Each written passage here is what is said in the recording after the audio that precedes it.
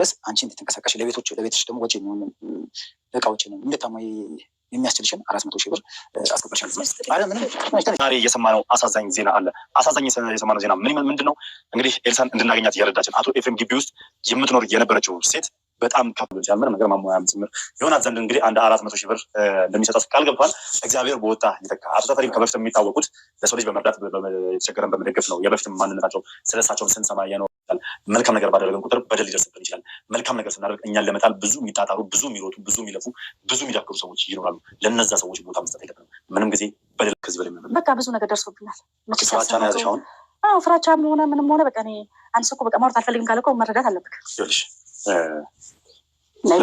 መች መሰለህ አንተን ካገኘሁ ካረቀም በኋላ ነው ቪዲዮ ከተለቀቀ በኋላ ይመስለኛል ስልክ ይደወልልኝና ሁሉም ስራዎችሽንም ጉድሽንም ስላወቅኩኝ ቤቱን ከሁለት ቀን ያላነሰ 2 ቀን ያልበዛ ጊዜ አልሰጥሽም ቤቱን ሁሉ ወደዛ ገርግሮ እኔ በጥፊ ጋር ግዛ አልጎኝ ተጸቀቆተ በኋላ ማስጠንቀቂያ ነው ከነገ ጀምሮ ከዚች ቤት እንድትወጪ ብሎ ባለቤቴ ነው ባለቤቴን ደበድቡታል። እናንተ እኮ ይሄ ሁሉ ነገር ሲደረግ አትጮሁም? ጎረቤት እንዲደርስላችሁ ሰው እንዲመጣላችሁ እንዴት ዝም ብላችሁ ታያላችሁ? አሁን የፈለገ ነገር ጮህን እኮ ከሚባለው በላይ ነው እየጮህን ያለ ነው። እኔ ጮሃለሁ፣ እዚህ ጋር ልጆቹ አሉት ይጮሃሉ። ከሚገርማ ነው እዛ ልጅ ልጅ በሩን ቆልፈው ሁላ ነው የምትጮህ ልጅቷ ማለት ነው። እዛ ስላለችው ድረሱላቸው ትጮሃለች። እሷ ራሱ ግን ነገር ያለው ለማስተካከል የቻለን ነገር ለማድረግ የተቻለኝን ነገር አድርጌ ይሄንን ቤተሰብ አንድ ለማድረግና ይሄንን ቤተሰብ እንግዲህ መተዳደሪያቸው የባለቤቷ ብቻ ነበር። ባለቤቷ ነበር የተንቀሳቀሰ ቤተሰቡ የሚያስተዳድረው ልጆች የሚያስተምሩ የሚያሳድገው። ነገር ግን አሁን ላይ እሱ በጥሩ ሁኔታ ውስጥ ስላልሆነ ኃላፊነቱን እኛ እንረከባለን ማለት ነው። እሱ ድኖ ወደ ስራ እስኪመለስ ድረስ ይህን ቤት የማስተዳደር ኃላፊነት ቻሉ የሚወጣው ነው ወጥቶ ሕክምና እንዲደረግለት እኛም ከበር ማድረግ አለብን። እኛ ከበር እናደርጋለን ብዬ ነግራቸዋለሁ። ከዛ ባሻገር ያው መደረግ ያለበት ምንድነው? መጀመሪያ ለእነዚህ ሰዎች ቤት ማዘጋጀት።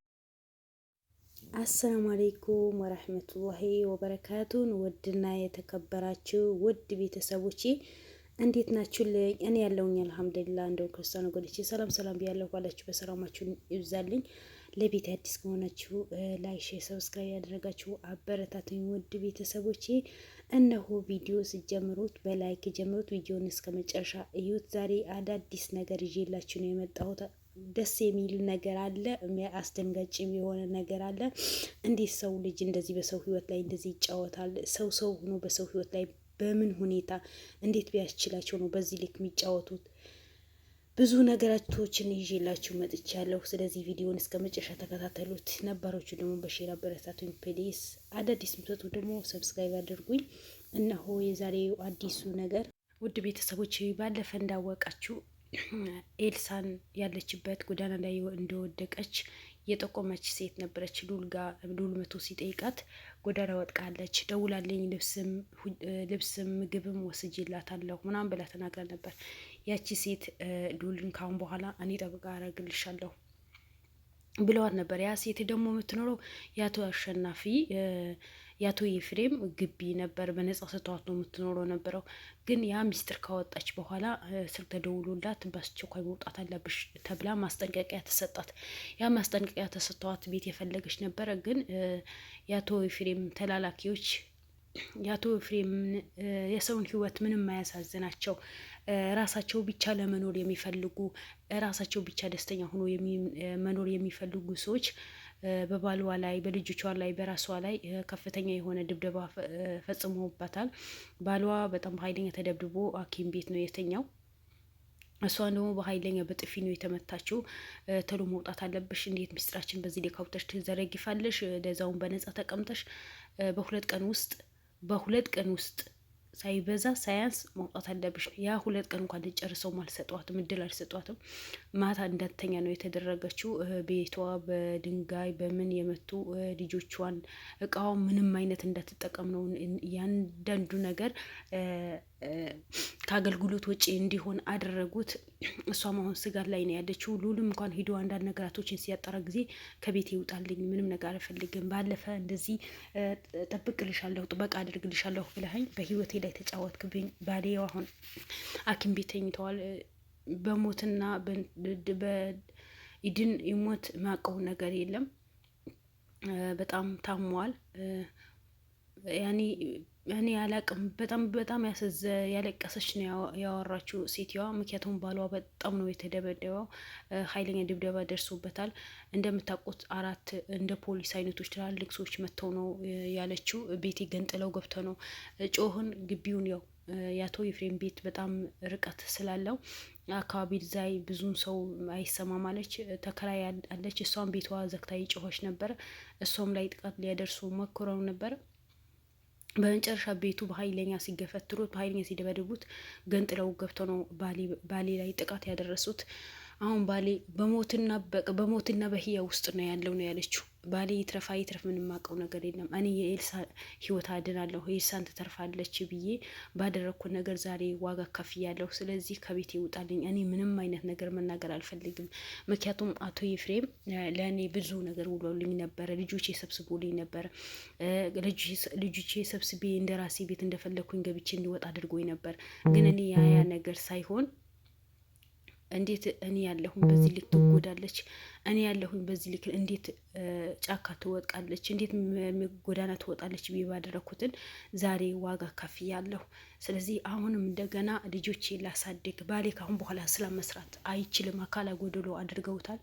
እኔ አሁን ለልጆቼ እንኖርላቸው። ልጆቼ በአባታቸውም አጥተው እኔን ማጣት የለባቸውም። ምክንያቱም አባታቸውም በዚህ ልክ ጉዳት እንዲደርስበት ያደረግኩት እኔ ስለሆንኩኝ ምክንያት እኔ ስለሆንኩኝ አሁንም የልጆቼ ምክንያት እኔ ያልሆን ከቤት ይውጣልኝ ያለችው የነበረው ጉዱ ለአጽናኑተዋት።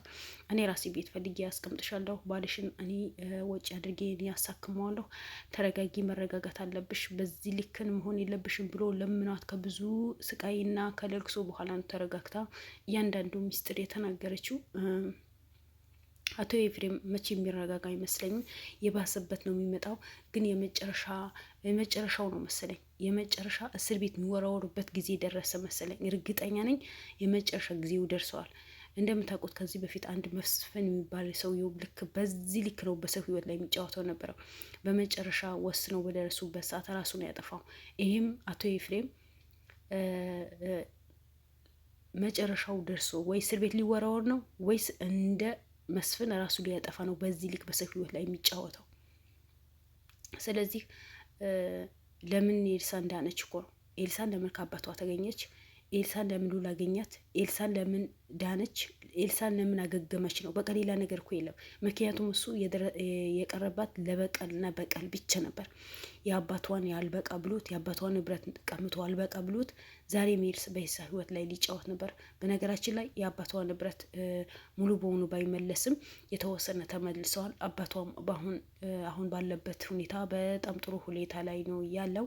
ስለዚህ ያቺ የኤልሳን ዋጋ የከፈለች ሴትዋ ዛሬ የኤልሳ አባት ቀርቦ ሰፕራይዝ አድርገዋታል። በጣም ደስ በሚል ነገር አለሁ ከጎንሽ ነኝ ሙሉ በሙሉ ቤቷ የሁለት አመት በሙሉ ባሏ ሲድን ድረስ ባሏ ድኖ ስራ ሲይዝ ድረስ 2 አመት ቤት ክራይ እንዲከፍልላትና አሁን ባሏ ሐኪም ቤት ስለተኛ የሐኪም ቤቱ ደግሞ ሙሉ ወጪ ሉልም እንዳይሸፍን የኤልሳን አባትም እኔ እሸፍናለሁ ሆነ ያሳክመዋለሁ፣ ባልሽ ምንም አይሆንም፣ ልጄ አደነሽልኝ፣ ልጄን ከጎዳና አነሳሽልኝ፣ ልጄ በወደቀችበት አነሳሻት። ስለዚህ የሰራሽው ስራ ነው ዛሬ የሚከፍልሽ እና ባልሽን አሳክምልሻለሁ። አሁን ደግሞ ስራ የምጀምሪበት 400,000 ብር እሰጥሻለሁ። በዛ ስራ ጀመርሽን ልጆችሽን ማሳደግ አለብሽ፣ ልጆችሽን ማበረታታት አለብሽ። ለቤት ኪራይ ምንም ነገር እንዳታስቢ። ቤትም የጎደለ እነዛ የኤፍሬም ሰዎችን የሰባበሩት የጣሉባት እቃ በሙሉ ሉልና የኤልሳን አባት ሙሉ በሙሉ ቤቱ ያሟሉላት እቃ ላይ ገቡላት። በጣም ደስ የሚል ነገር ነው። ደስ የሚለው ነገር ይሄ ነው። ስራ እንድጀምር ተደርገዋል። ምክንያቱም እሷ ይሄ ክፋት ነገር ይመጣብኛል አላለችም ነበር። ለጥሩ ነገር አስባ ነው የሉልን የነገረችው የነበረው። ጥሩ ነገር በማሰብ ነው እንጂ መጥፎ ነገር ብታስብ አያገባኝም። ሰውኛ ባይሰማት እንደ ሰው ባታስብ ኖሮ ኤልሳ ዛሬ ጎዳና ላይ ወጥቃ እንደፈለገች ማን መጫወቻ ትሆን ነበረ። ግን ኤልሳም ፈጣሪ ጥሩ አልጠላት። ምክንያቱም ያ ልጅ ሰጥተዋታል። አማን የሚባለው ልጅ ሰጥተዋት ነበር። ይህ ውድ ቤተሰቦች ምን ጊዜ ቢሆን ጥሩ ነገር ከመስራት ወደ ኋላ አንበል። ሉልም ይናገራል። ጥሩ ነገር ከመስራት ወደ ኋላ አትበሉ። ጥሩነት ለራስ መልሶ ነው የሚከፍለው፣ ለማንም አይደለም። ግን አንዳንድ ሰዎችን የሆነ ጥሩ በሰሩ ቁጥር የሚጎዱ የሚቀነስባቸው ያለ ነገር ይመስላቸዋል። ምንም አይቀነስብንም። ሰው ቢበድለንም ጥሩ ነገር መስራት አለብን። ሰው ቢጎደንም ጥሩ ነገር መስራት አለብን። ምክንያቱም ያ ሰው መልሶ ራሱ ነው የሚከፍለው፣ ለማንም አይደለም።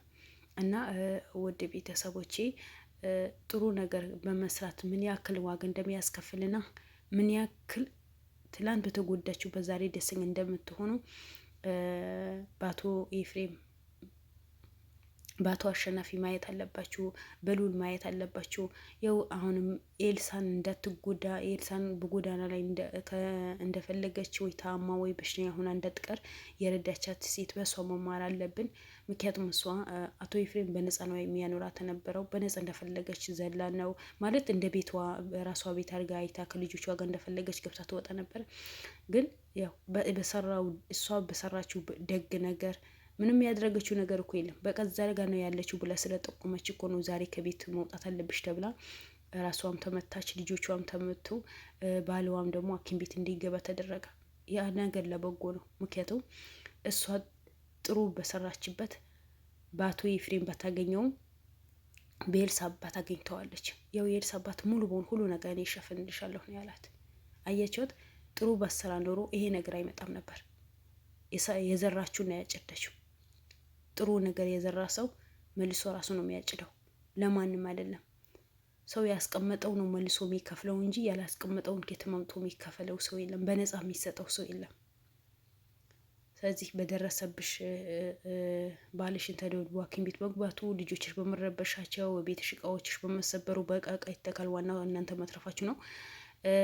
አንቺም ደግሞ ብዙ በወንድ ልጅ ድብደባ ደርሶብሻል። ለዛ ሁሉ ደግሞ በጣም እናዝናለን። አገራችን ላይ የሰው ክብር የሌለበት ሀገር ነው። የእናት ክብር የእህት ክብር የሌለበት ሀገር ነው። ምንም ማድረግ አይቻልም። ለብር ብለው ለሰው ሕይወት ለማጥፋት ቀና ደፋ የሚሉ ቀና ሌሊት ማይተኙ ማያንቀላፉ ሰዎች ናቸው። ስለዚህ አንቺ ጥሩ እናት ነሽ። ለልጆችሽ ጥሩ ነገር ነው ያስቀመጥሽው። ጥሩ ነገር ስላስቀመጥሽ ነው ዛሬ መልሶ የከፈለሽ። መጥፎ ብትሰሪ ለአንቺም ነበር። እንደ ልጅሽ አይተሽ ኤልሳን ስላበላሻት፣ ስለተንከባከብሻት፣ ከጎዳና ስላወጣሻት፣ ስላለበሻት ነው ዛሬ የኤልሳን አባት ልጅን ካለችበት ጭንቃ ወጣሻት፣ ካለችበት ተንከባከብሽልኝ ብሎ ነው የዘራሹና ያጨችው።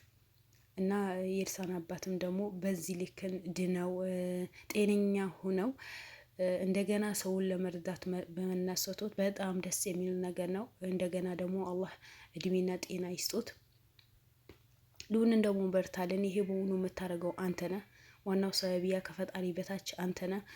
አገናኝም ተገናኝም የምታገናኛቸው አንተ ነህ። በአንተ ከፈጣሪ በታች በአንተ ሰበብ ነው የሚገናኙት። እቺ ሴት ከነ ልጆቿ ጎዳና አልወጣችም። ባሏ ሐኪም ቤት ተኝቶ በምን ልታሳክመው ነበር? ምን ልትከፍል ነበር? ባልዋ ነው ሰርቶ አምጥቶ የሚያበላት የነበረው። ትላንት ቤት ሰጥተዋት እንደፈለገች የምትኖሩበት ቤት በአንድ ቀን ውስጥ ለዛውም እቃዋ በሙሉ ተሰባብሮ ልጆቿ ተመተው እሷም ተመታ ባልዋም በኃይለኛ ተመቶ ሐኪም ቤት ገብቶ ነው ውጭ ያልዋት የነበረው። ጊዜያዊ ስሜት የሚኖሩ ሰዎች ናቸው። አንተ ግን ለዘላለም ስሞት ድረስ ሰውን አገለግላለሁ ብለህ ህሊናህን አሳምረህ ልብህን ንጹህ አድርገህ የምትኖር ጀግና ነህ። በርታለን። በአንተኛ ብዙ ነገር እንማራለን። ስለዚህ ከእንደዚህ አይነት ክፉ ሰዎችን ፈጣሪ ይጠብቅህ። አሁንም የጠበቀህ ነው፣ አሁንም ይጠብቅህ። ውድ ቤተሰቦች እኔ በጣም ነው ያዘንኩት። ለኤልሳ ብላ በሰራችው ጥሩ ነገር በዚህ ልክን ዋጋ ስላስከፈሏት በጣም ነው ያዘንኩት። ለምን ሰው ለምን ጥሩ ነገር ሰራህ ይባላል? ለምን ጥሩ ነገር ሰራህ? ለምን እንደ እኔ መጥፎ አልሆንክም? ለምን እንደ እኔ ሰዎችን በመጥፎ አይን አላየህም ተብሎ በዚህ ልክ ሰው ይቀጣል? መቀጣት አልነበረባትም። በቃ ውጭ ነኝ ከቤቴ፣ ቤት ፈልገሽ ውጪ። ምክንያቱም እኔ ጥሩ ስለሆንሽ ነው ቤት ሰጥቼ ያስቀመጥኩሽ የነበረው። ግን ለአንቺ ለእኔ ጥሩ አይደለሽም፣ ጠላት ነሽ። በቃ ቤት ፈልገሽ ውጪ ማለት ነው እንጂ በዚህ ልክ ባሏ ያደረገችው ነገር እኮ የለም። እዛ ጎዳና ነው ያለችው ብላ ነው የተናገረችው። ባሏ መደብደብ፣ ልጆቿ መደብደብ፣ እሷ መደብደብ፣ እቃዋ መስበር ምን ይሉታል? ምን አይነት ጋጣ ወጥነት ነው? ምን አይነት ስብና ቢኖራችሁ ነው? እናንተ አሁን ሰው ናችሁ፣ ከሰው ትቆጠራላችሁ። ቤተሰብ አላችሁ፣ ከሴት ልጅ ነው የተወለዳችሁት። አባት፣ ወንድም፣ እህት፣ ዘመድ አዝማድ አላችሁ። እንግዲህ የሚፈረደው አንድ አላህ ስለሆነ ይፈረዳችሁ።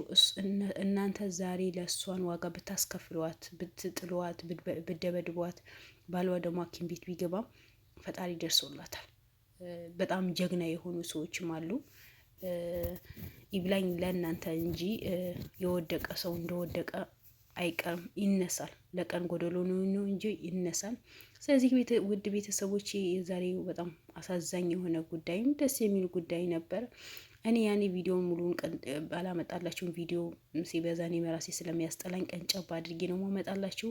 ስለዚህ በየጊዜ እንደዚህ አዳዲስ መረጃዎች ለመስማት ከፈለጋችሁ ቤቴን ሰብስክራይብ በማድረግ ላይክ በማድረግ ተቀላቀሉ። ከሁሉም ነገር ጽድት ያለ ቤት ነው። ስለዚህ በርቱልኝ፣ ተቀላቀሉ፣ ቤተሰብ እንሆን። ቤተሰብ የሆናችሁ በሆኑ ከልብ ነው መሰግነው። በድጋሚ መልካም ረመዳን።